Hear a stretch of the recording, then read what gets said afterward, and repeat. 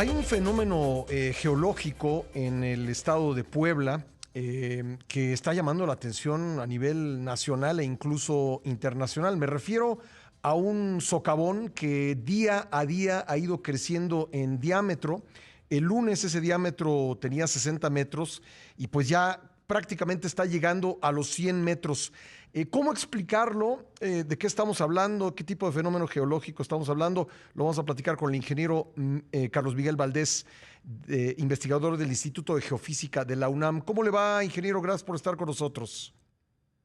¿Qué tal, Pascal? Buenos días. Un saludo para ti, para tu auditorio. Bueno, los lugareños que han sido entrevistados por los medios hablan de un ojo de agua, de un Hawái, que existía anteriormente en ese lugar, que habría sido cubierto por un campo de cultivo. ¿Es esta una explicación correcta y suficiente del fenómeno que estamos viendo, ingeniero? Bueno, dando un poco de antecedentes, esta es una zona con suelos muy ricos, formados por depósitos de material proveniente finalmente del volcán. El volcán Popocatépetl se encuentra a 32 kilómetros de distancia. Su ceniza, el material que ha emitido durante cientos de miles de años, se va deslizando y va llegando, va siendo depositado finalmente en este lugar. Por lo mismo y por la pendiente que tiene, hay mucha circulación de agua, ¿no? La parte del volcán capta una cantidad importante de agua debido a su altura y condiciones hidrometeorológicas que favorecen la lluvia. Entonces, lo que se va generando aquí es un fenómeno de origen natural, pero que también de alguna manera es asistido por el ser humano. Estas depresiones o agujeros que se deben al colapso súbito del suelo se producen cuando claramente hay un debilitamiento de la parte de abajo de este suelo. En este caso, como lo ha visto la gente, ven circulando el agua, ¿no? El agua no está estática en ese lugar, sino es parte de este proceso de movimiento de agua, el que se conoce como nivel de aguas freáticas. Debajo de estas zonas se encuentra agua almacenada. Por eso se hacen estos pozos, por eso la gente habla de que probablemente existía un Hawái o que existía un pequeño ojo de agua. Y se van formando a veces, por eso comentaba, son naturales y después lo podemos comentar, como en el caso de los cenotes, que se forman de la misma manera en la península de Yucatán, en otro tipo de material, en roca caliza, se va diluyendo la caliza y finalmente se debilita la parte inferior y se colapsan y se forman estos lugares.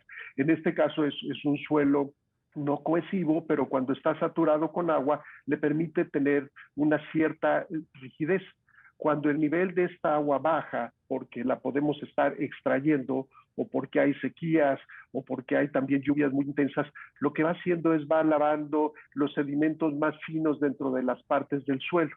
Y esto hace que se debilite y se colapse.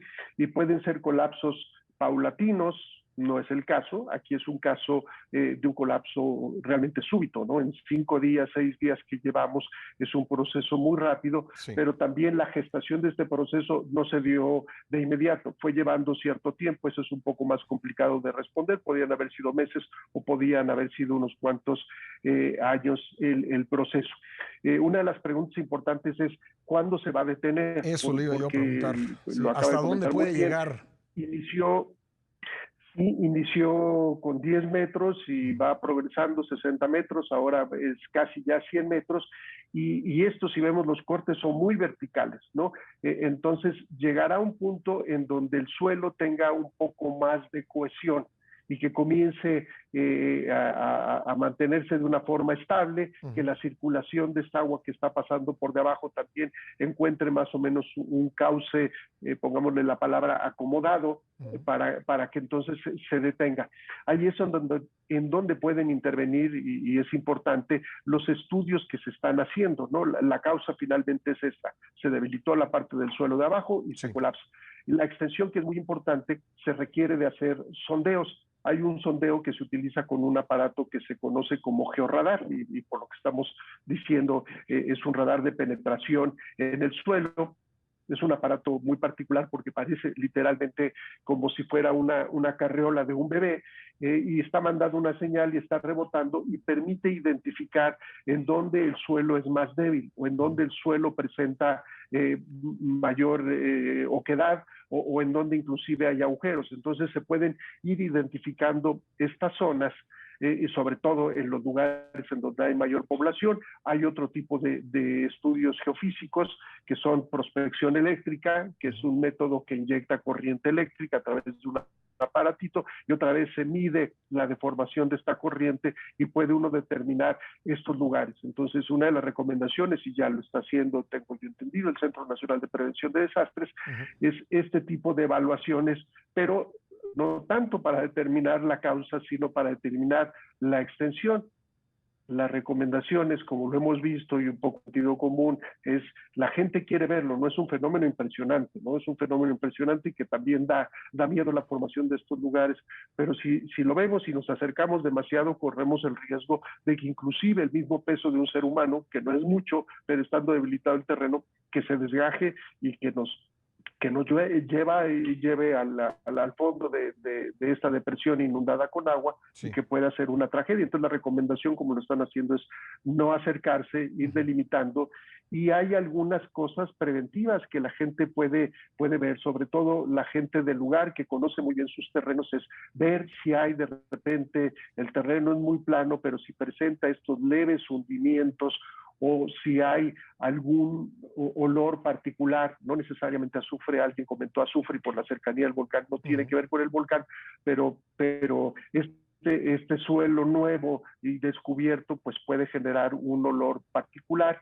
Y lo otro sería, por ejemplo, que la vegetación en ese lugar o lo que se tiene sembrado comience a secarse, porque comienza a haber ya una falta de agua porque se está yendo. Entonces son las personas mejor indicadas, los mismos lugareños y su sentido común, para ver si hay algo que es extraño y entonces llamar a las autoridades. Estos sitios... Me queda poco tiempo, sí, ingeniero, pero quiero preguntarle, ¿había habido algún fenómeno semejante en los últimos años en México?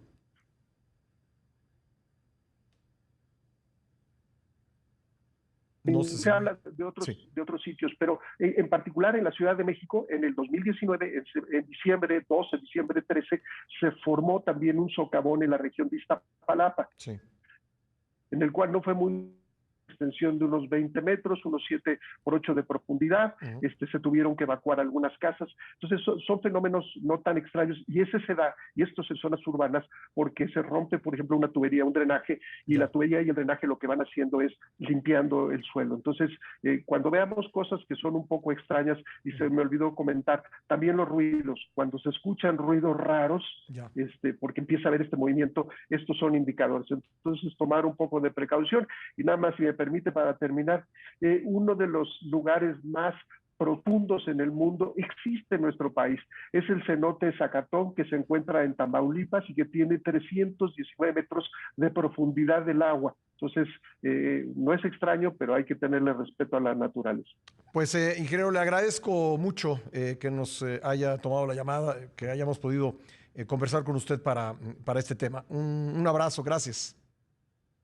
Igualmente, Pascal, un saludo para usted. Hasta luego. Gracias, el ingeniero Carlos Miguel Valdés, investigador del Instituto de Geofísica de la UNAM. Y además a mí me llama mucho la atención lo redondo, casi perfectamente redondo que es este socavón, porque efectivamente hemos visto otros socavones y no tienen esa forma. Pues un fenómeno natural muy interesante, a la vez que inquietante, ya nos decía el ingeniero Valdés, también peligroso, no hay que acercarse tanto ahí.